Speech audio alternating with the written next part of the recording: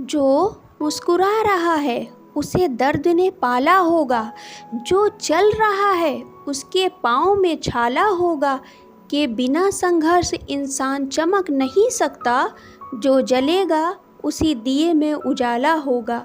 संघर्ष क्यों बचे संघर्ष से? संघर्ष ही तो जीवन की आत्मा है। जितना कठिन संघर्ष होगा उतनी शानदार जीत होगी। एक बार एक किसान ईश्वर से बहुत नाराज़ हो गया। किसान बहुत मेहनती था, बहुत मेहनत से वह खेतों में अनाज उगाता, उसकी देखभाल करता, पर अक्सर उसकी फसल खराब हो जाती। कभी सूखा पड़ जाता, कभी बाढ़ आ जाती, कभी तेज़ धूप, कभी आंधी। कोई ना कोई कारण बन ही जाता कि उसकी फसल खराब हो जाती। एक दिन वह किसान गुस्से में आसमान की ओर देखकर ईश्वर से कहने लगा कि हे ईश्वर, आपको लोग सर्वज्ञाता मानते हैं कि आप सब जानते हैं, पर आपकी इच्छा के बिना कोई पत्ता भी नहीं हिलता। पर मुझे तो लगता है कि आप छोटी से छोटी बात भी नहीं जानते। आपको तो ये भी नहीं पता कि खेती बाड़ी कैसे करते हैं।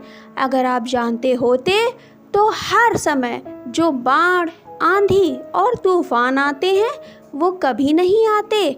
आप नहीं जानते कि कितना नुकसान उठाना पड़ता है हम किसानों को। यदि आप मेरे हाथ में यह शक्ति दे दें कि जैसा मैं चाहूँ वैसा मौसम कर दूँ, फिर आप देखना मैं अन्न के भंडार लगा दूँगा।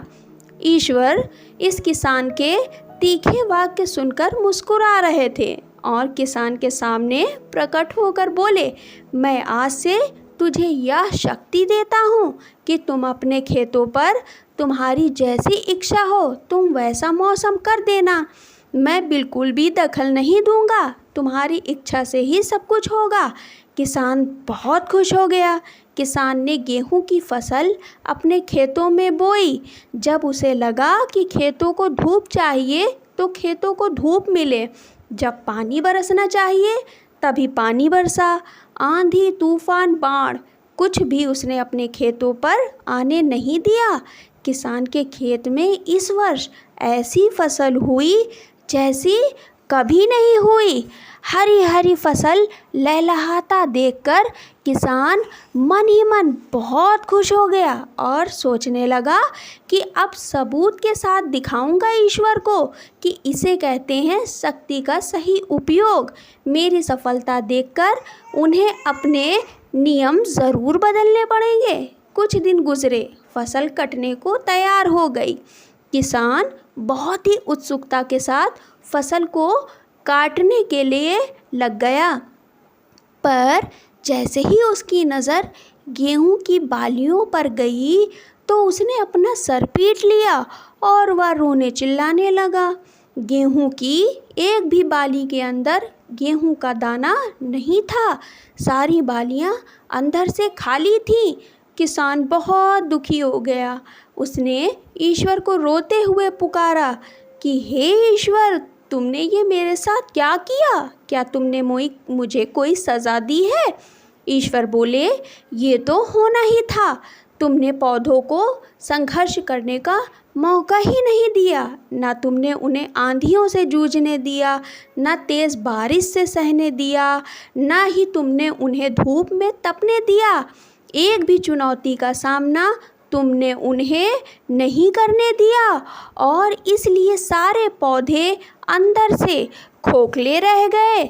जब आंधी, तूफान, तेज़ बारिश और धूप पड़ती है तभी ये पौधे अपने अस्तित्व को बचाने के लिए संघर्ष करते हैं और इसी संघर्ष से एक बल पैदा होता है जिसमें शक्ति होती है और यही ऊर्जा पूर्ति तेरे गेहूं के दानों की तरह जो नहीं फूटी, तूने उन्हें कठिन परिस्थितियों से गुजरने ही नहीं दिया जहां उनके अस्तित्व का जन्म होता।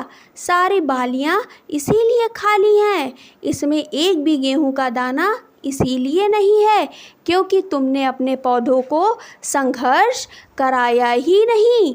दोस्तों, इसी तरह यदि हमारे जीवन में कोई संघर्ष ही ना हो, कोई चुनौती ही ना हो, तो हम भी गेहूं की बालियों की तरह खोखले ही रह जाएंगे। कोई अस्तित्व नहीं होगा हमारा। विपरीत परिस्थितियां, चुनौतियां, समस्याएं हमें और अधिक निखारती हैं। यदि जीवन में मुश्किल परिस्थितियां आएं, चुनौतियां आएं, तो हमें घबराना नहीं चाहिए, बल्कि उसका सामना करना चाहिए। विश्वास करना कि आप और अधिक निखर जाओगे और अधिक मजबूत बन जाओगे। दोस्तों, कहानी पसंद आए तो वीडियो को लाइक करें, चैनल को सब्सक्राइब करें। Thank you for watching.